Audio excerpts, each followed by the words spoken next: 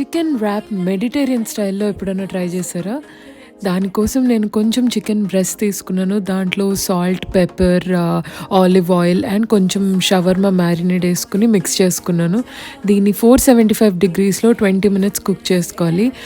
So, ఇది cook అయ్యేలోపు నేను సాలడ్ ప్రిపేర్ చేస్తున్నాను. నా దగ్గరున్న వెజ్జీస్ తోటి. నేనైతే ఆనియన్, క్యూకంబర్, క్యాప్సికమ్ అండ్ ఆలపీనో వేసుకున్నాను. దీంట్లోనే కొంచెం నిమ్మకాయ అండ్ సాల్ట్ కూడా వేసుకోవాలి. ఒక పీటా వ్రాప్ తీసుకుని దాంట్లో గ్రీక్ యోగర్ట్, హమ్మస్ అండ్ కొంచెం చిల్లీ సాస్ వేసుకొని మంచిగా స్ప్రెడ్ చేసేసుకోవాలి. స్ప్రెడ్ చేసుకున్న తర్వాత కుక్ చేసుకున్న చికెన్ అండ్ ఇందాక ప్రిపేర్ చేసిన సాలడ్ కూడా వేసుకుని ఇలా దాన్ని రోల్ చేసుకోవాలన్నమాట. రోల్ చేసుకున్న తర్వాత చికెన్ ర్యాప్ అయితే రెడీ అయిపోద్ది. నేను దీన్ని హాఫ్లో కట్ చేస్తున్నాను సో దట్ లోపల ఎలా ఉందో మీకు కనిపిస్తుంది అనేసి.